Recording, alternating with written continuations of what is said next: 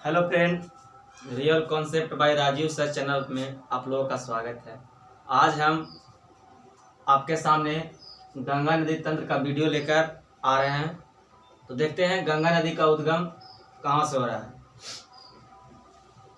देखिए, उत्तराखंड में 4 महत्वपूर्ण ग्लेशियर हैं। कितने ग्लेशियर हैं? 4 महत्वपूर्ण ग्लेशियर हैं। पहला यहाँ पास है तो यमुनोत्री ग्लेशियर, उसके बाद है गंगोत्री ग्लेशियर, उसके बाद है सतोपंथ ग्लेशियर और चौथा है मिलाम ग्लेशियर। 4 ग्लेशियर का आप लोग नाम जेहन में रखिएगा। पहला का नाम क्या बोले हम? यमुनोत्री ग्लेशियर।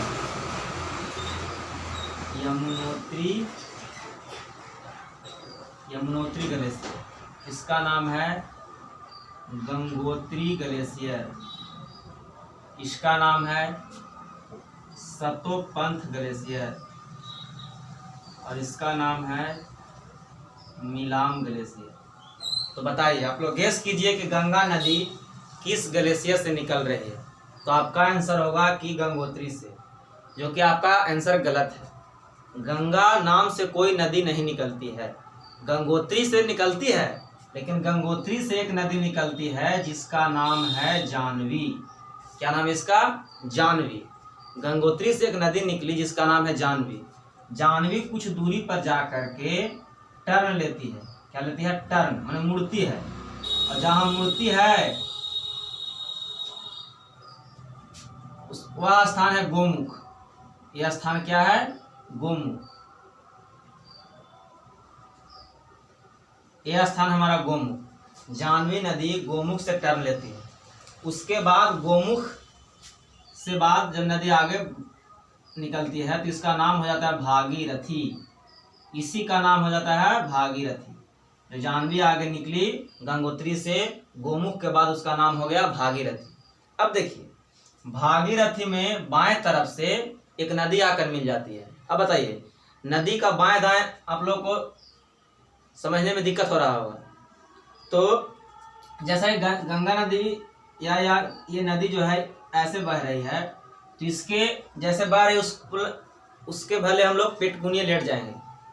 उसके बाद देखेंगे दाएं बाएं किधर है। तो देखिएगा, तो लेटिएगा आप लोग, एज्यूम कीजिए तो इधर बाएं साइड होगा। तो इधर से एक नदी आकर मिल रही है जिसका नाम है भीलांगना नदी। इस नदी का क्या नाम है? भीलांगना नदी। भीलांगना नदी भागीरथी में एक जगह है जिसका नाम है गोविंद प्रयाग। कहाँ मिल रही है? भीलांगना नदी भागीरथी से गोविंद प्रयाग में मिल रही है। इस जगह का क्या नाम है? गोविंद प्रयाग। अब देखिए, उसके बाद फिर नदी आगे बढ़ती है, इसका नाम भागीरथी रहता है अभी। अब देखिए, भागीरथी रहता है और ऊपर से एक नदी आ रही है बाएं तरफ से, बड़ी नदी है जिसका नाम है अलकनंदा नदी। अलकनंदा नदी और भागीरथी जहाँ मिलती है उसको हम लोग देव प्रयाग कहते हैं। कौन प्रयाग कहते हैं? देव प्रयाग। ये प्रयाग हमारा हो गया देव प्रयाग। अब देखिए, जब भागीरथी नदी में अलकनंदा नदी आकर मिल गई तो इसका नाम, आगे बढ़ेंगे तो इसका नाम, यहीं से इसका नाम गंगा हो जाएगा। अब देखिए, गंगा यहाँ से नाम इसका पड़ा है। हम लोग सोचते हैं कि गंगा यहीं से पड़ रहा है। गंगा का नाम भागीरथी में अलकनंदा के मिलने से उसके बाद संगम जो बनता है उसके बाद इसका नाम गंगा होता है। अब देखिए, जो अलकनंदा नदी है ये भी स्वतंत्र नदी नहीं है। ये भी 2 सरिताओं के मिलने से इसका निर्माण हुआ है। जैसे देखिए, यहाँ बताएं कि सतोपंथ ग्लेशियर है, यहाँ मिलाम ग्लेशियर है। तो सतोपंथ से एक नदी निकलती है जिसका नाम है विष्णु गंगा, और मिलाम ग्लेशियर से एक नदी निकलती है जिसका नाम है धौली गंगा। विष्णु गंगा और धौली गंगा जहाँ मिलती है उसको हम लोग विष्णु प्रयाग कहते हैं। क्या कहते हैं? विष्णु प्रयाग। अब विष्णु गंगा और धौली गंगा मिलने के बाद इसका नाम अलकनंदा हो जाता है। अलकनंदा के किनारे ही बद्रीनाथ, जो हमारा शहर है बद्रीनाथ, आप लोग सुने होंगे, फिल्म में निकला है बद्रीनाथ। तो यही अलकनंदा नदी के किनारे है।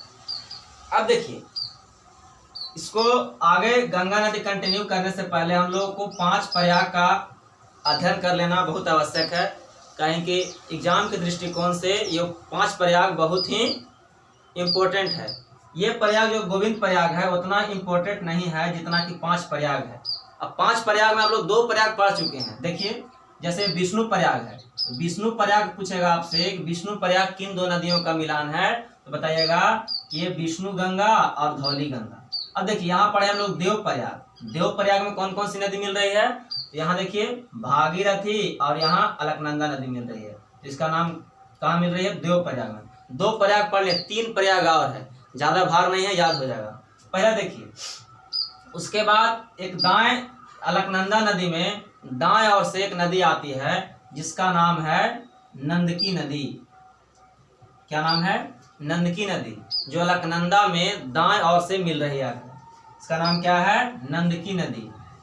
अलकनंदा नदी में जहाँ नंदकी नदी मिली उसका नाम हो गया यहाँ नंद प्रयाग। क्या हो गया, नंद प्रयाग। अब बताइए कि नंद प्रयाग में किन 2 नदियों का मिलन है, तो नंदकी नदी और यहाँ जो मेन नदी है अलकनंदा, दोनों का मिल को क्या कहते हैं, नंद प्रयाग। उसके बाद हम आगे बढ़ते हैं तो देखते हैं कि इधर बाएं ओर से एक नदी आकर मिलती है अलकनंदा में, पिंडार नदी। कौन सी नदी, पिंडार नदी।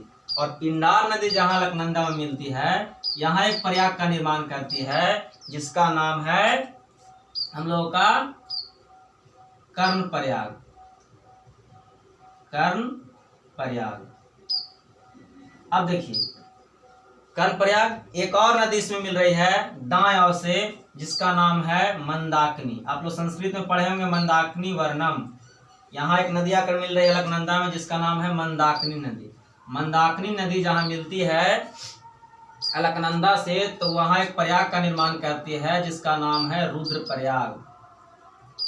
रुद्र प्रयाग। अब देखिए, आप लोगों का 5 प्रयाग का सीक्वेंस भी याद हो गया होगा, किन किन नदियों के मेल से बन रहा है वो भी याद हो गया होगा। एक बार और देख लेते हैं हम लोग। 5 प्रयाग बहुत इंपॉर्टेंट है। पहला विष्णु प्रयाग, जो है ये विष्णु गंगा और धौली गंगा से मिलकर बना है विष्णु प्रयाग। अब देखिए, उसके बाद इसका नाम अलकनंदा हो जाता है। अलकनंदा में जब नंदकी नदी मिलती है तो नंद प्रयाग का निर्माण होता है।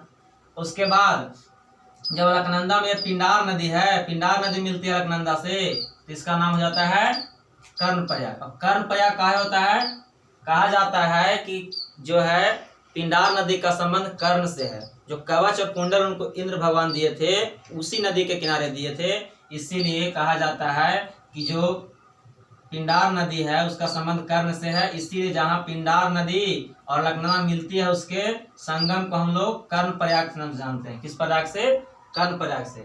उसके बाद देखिए तो नीचे एक नदी आ रही थी जिसका नाम है मंदाकिनी नदी। कौन सी नदी है, मंदाकिनी नदी। मंदाकिनी नदी जहाँ अलकनंदा से मिलती है उस प्रयाग को हम लोग कहते हैं रुद्र प्रयाग। तो आप लोग का 5 प्रयाग मिल जाएगा।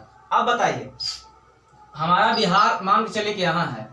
अब बिहार से जब जाइएगा प्रयाग घूरने, 5 प्रयाग घूरने, तो बताइए आप लोग का सबसे पहला प्रयाग कौन मिलेगा।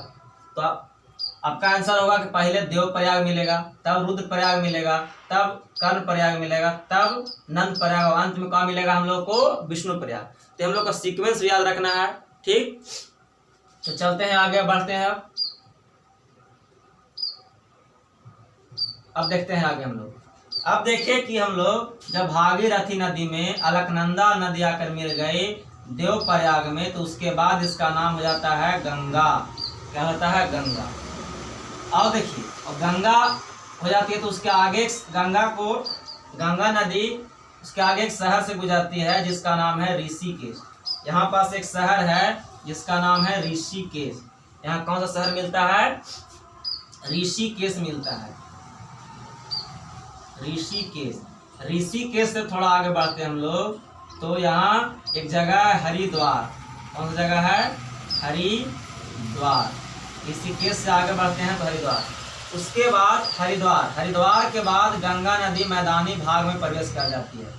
मैदानी भाग कहने का अर्थ है कि ऊपर में पहाड़ से आ रही थी, ग्लेशियर से आ रही थी, जो हम लोग पढ़े थे कि मध्य हिमालय, महान हिमालय और फिर बाह्य हिमालय। तो मध्य हिमालय को काटते हुए गंगा आकर मिल रही है।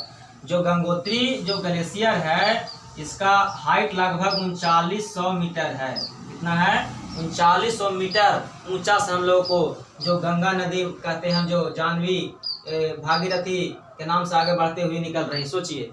और उसका जो हाइट है कितना है? ग्लेशियर का 3900 मीटर हाइट है।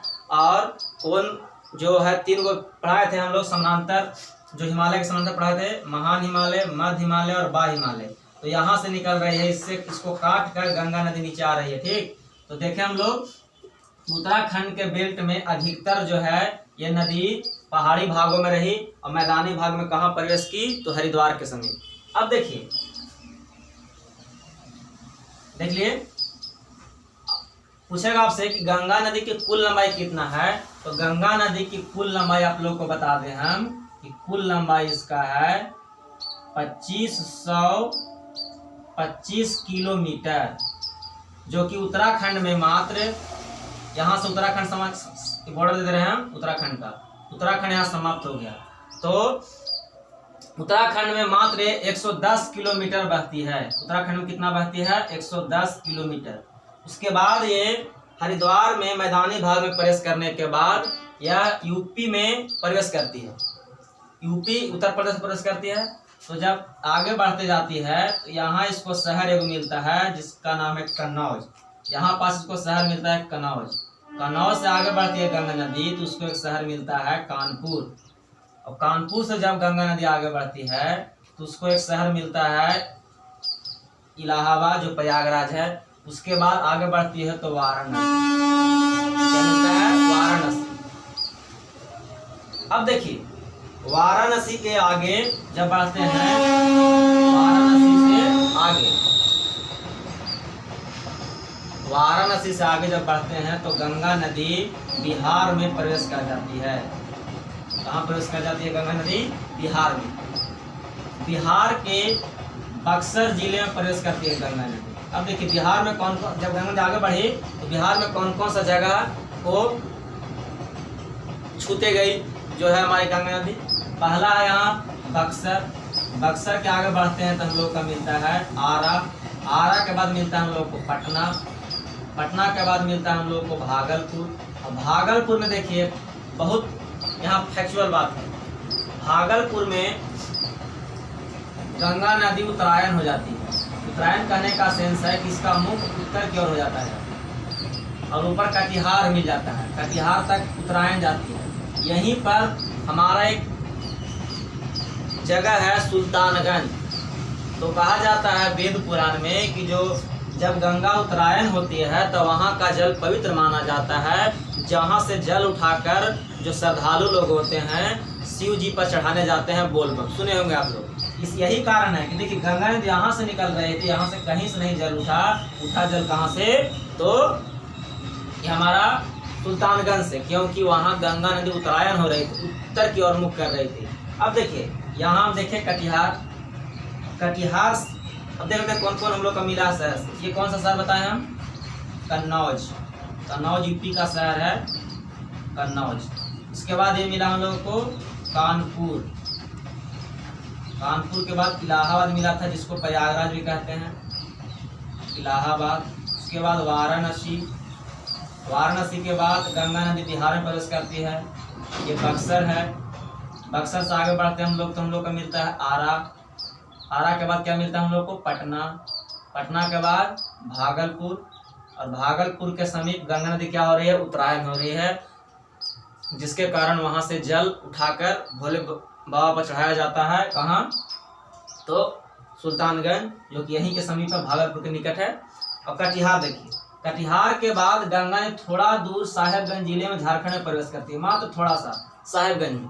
उसके बाद ये मुर्शिदाबाद के समीप, मुर्शिदाबाद के समीप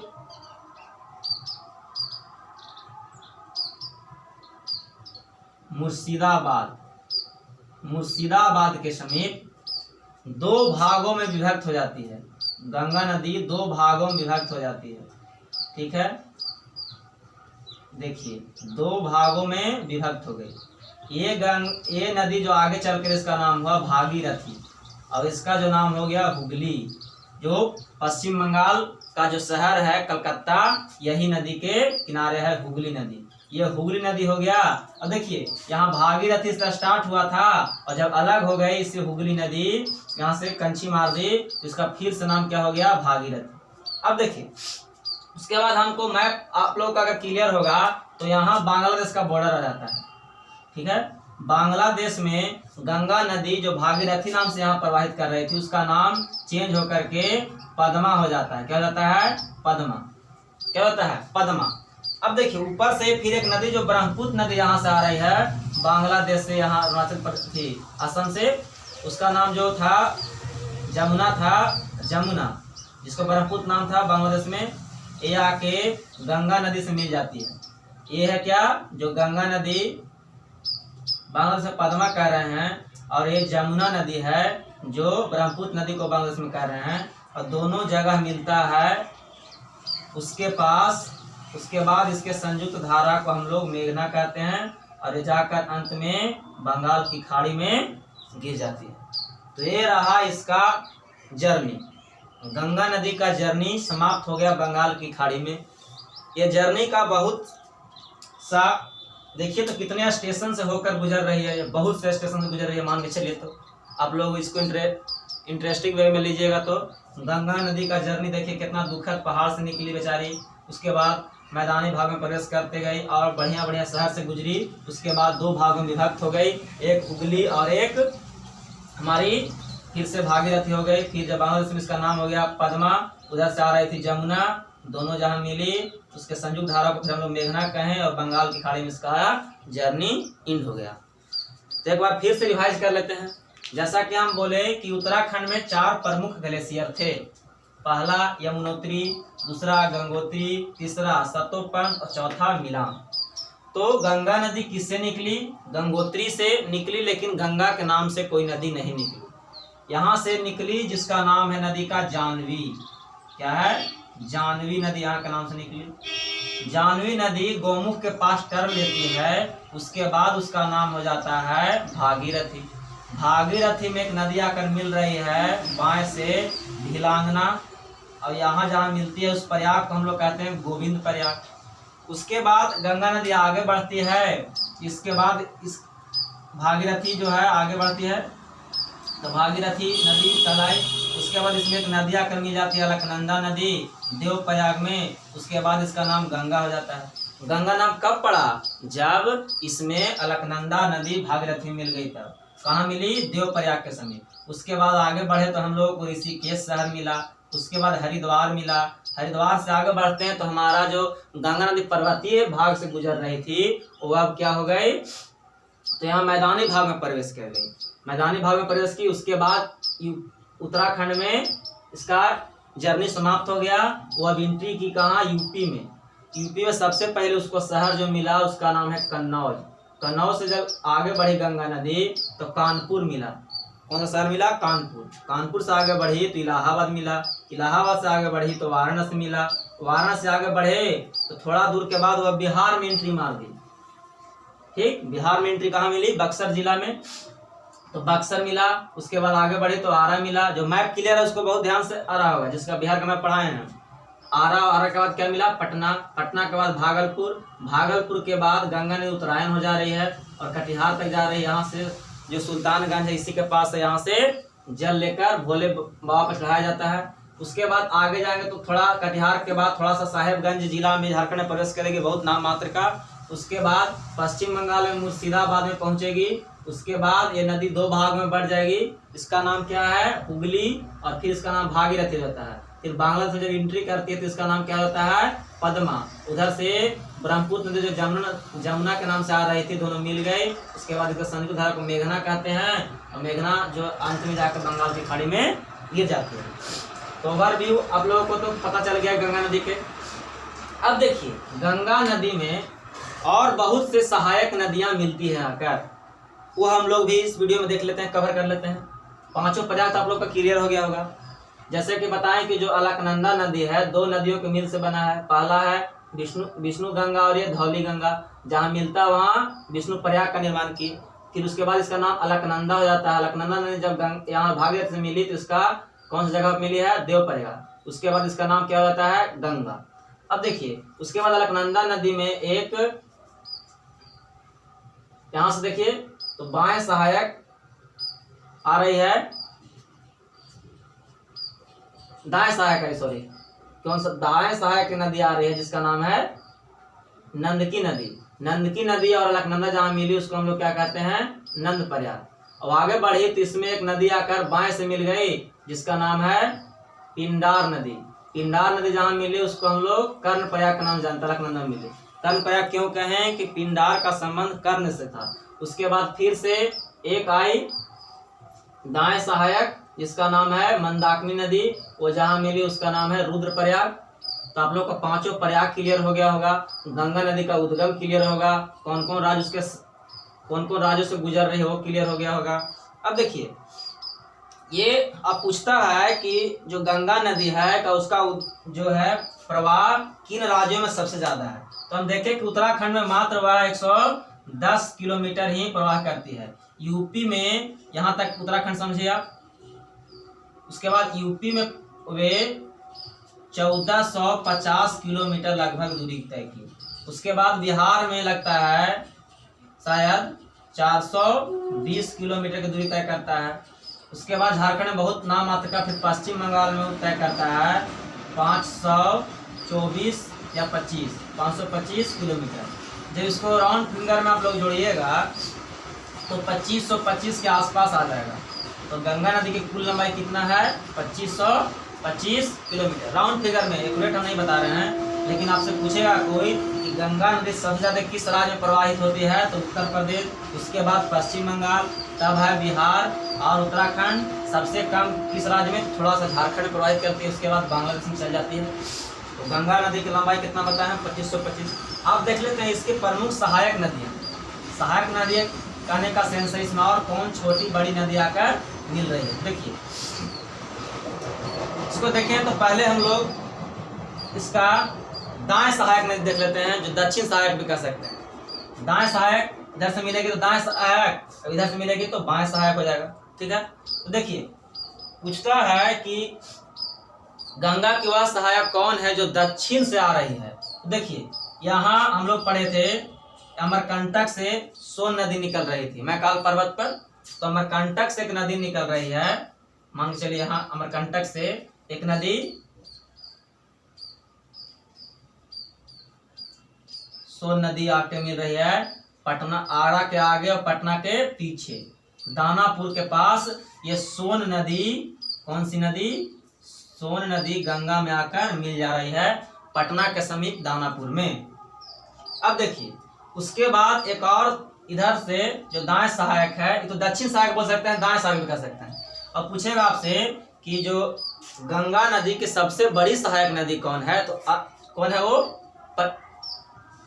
जो है यमुना नदी है।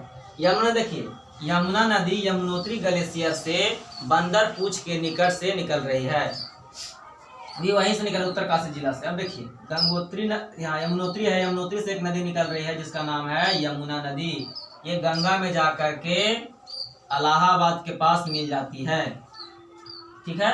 बंदरपुर से निकल रही है और यमुनोत्री से निकल रही है यमुना नदी, जो गंगा की सबसे बड़ी सहायक नदी है। और बताइए दाएं सहायक है और बाएं, तो दाएं सहायक है। अब देखिए उसके बाद देखते हैं हम लोग, तो एक कटिहार के पास यहाँ एक नदी आकर मिलती है जिसका नाम है कोसी। क्या नाम है, कोसी। इस नदी का नाम क्या है, कोसी नदी भी आकर मिल रही है गंगा में। ये हमारा कौन सी नदी है, यमुना नदी। ये भी उत्तराखंड से आ रही है, देखिए बगल में ग्लेशियर है, लेकिन मिल रही है कहाँ आकर, इलाहाबाद में। उसके बाद देखिए तो पटना के पास एक गंडक नदी आकर मिलती है। इस नदी का क्या नाम है, गंडक नदी भी आकर मिल रही है गंगा में। एक बक्सर के समीप मिल रही है जिसका नाम है घाघरा। घाघरा, क्या नाम है, घाघरा। बक्सर के समीप गंगा में मिल रही है, तो कौन सहायक हो जाएगा, इस जो है से बाएं सहायक हो जाएगा, और उत्तर सहायक भी कह सकते हैं। उसके बाद देखिए वाराणसी के पास एक नदी आ रही है जिसका नाम है गोमती। गोमती नदी भी गंगा की सहायक नदी है। गोमती नदी के किनारे ही लखनऊ जो शहर है, उत्तर प्रदेश का राजधानी है लखनऊ, गोमती नदी के किनारे है।